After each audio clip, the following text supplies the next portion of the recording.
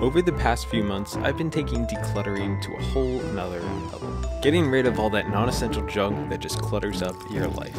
But now, I'm wondering if I've taken it too far.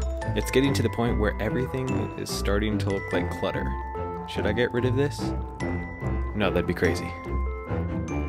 I've struggled on and off with decluttering and minimizing. There's always those things that you don't use that much, but maybe they were given to you, they were a gift, or you went through a phase where you used it a lot and you might get back into that. It can make it really hard to get rid of stuff. Over the past 6 months to a year, I've been really trying to minimize a lot of stuff that I have, and I've had some questions that I've been asking myself, which has really helped as I'm choosing what to get rid of and what to keep. So I thought today I would share some of those with you guys, and hopefully those will help you out.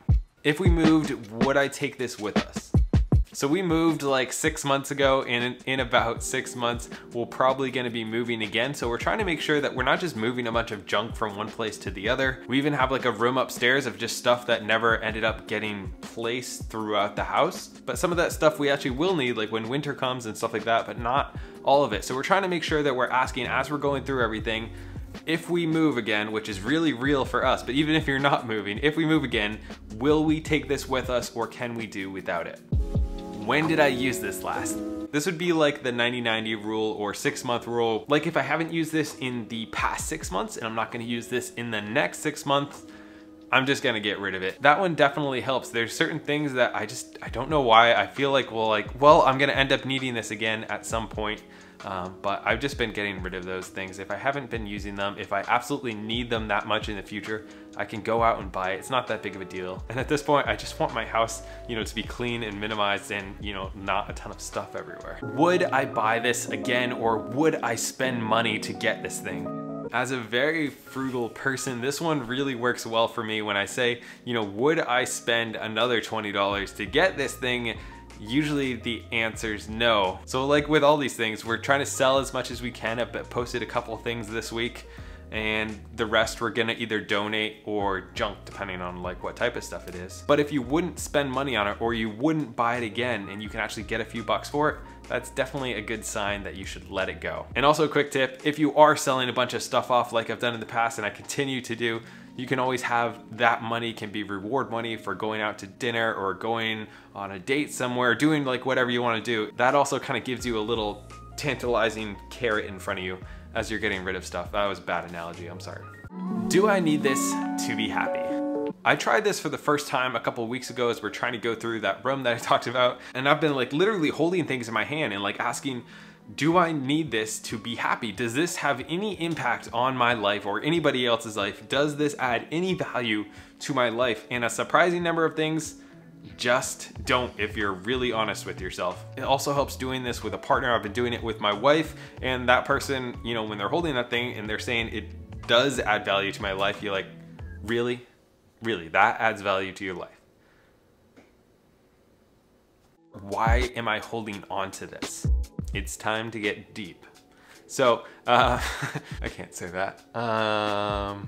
This is where deep thinking comes in, and you're kind of asking those little bit deeper questions. Why am I holding on to this thing? Is it something that happened to me as a kid where I never got to have more than one pair of shoes, and now I have 27 pairs of shoes, and when I lose one of them, it really hurts me inside? Like those type of things really come up a lot when you look a little bit deeper as to why you're hanging on to this crap. Why is it something that you really need? We mostly just need a few things to survive, and then we want to have more things that make our lives better and add value. But then you get to that certain point where you have just a bunch of stuff and it really becomes part of you, and that's definitely not a good place to be. So kind of asking those little bit deeper questions of why do I really, why do I have a hard time letting this thing go, or why do I have so many of these? Helped me anyways.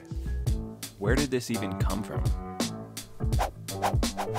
All this stuff has been in that room since we moved, and a lot of it we just don't use anymore. But asking that question, where did it come from? Some of it was gifts that people gave us and we've just never like used them yet, or some of it stuff that we bought, like for instance all these books. Most of them anyways I bought because I was gonna get really into reading. I was gonna do like a book a week, but I ended up doing more audiobooks just because I like walking and stuff like that. I can't sit still that long. I've only made it through like one of them, actually physically reading it. But I definitely want to not just have them sit in a box forever, so we're gonna put those over in the Airbnb. This is like a corn shucker, I think. That can't be what it's called. Just because something was on sale, or maybe you were into it 3 years ago, like these books, that's not a really good reason to keep it in your room, cluttering up your house for years, because you eventually might get back into it. Why do we have this?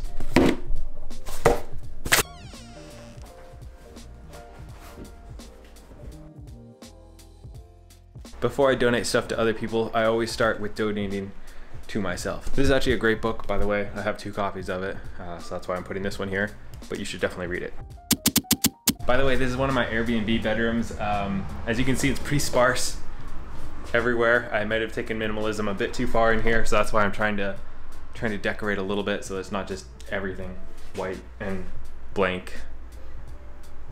Looks very sterile. Yeah. Come stay if you want to. Comment down below. I'll hook you up. If you pay, of course. That is what I have for you. Leave your questions that you ask yourself down in the comments, and I will peruse them, and they can help the others who are also perusing the comments and gently caressing the like button, because it does help the videos immensely when people do that. So thank you for watching. I was gonna fall backwards, but then my couch is not there, so I will end this video.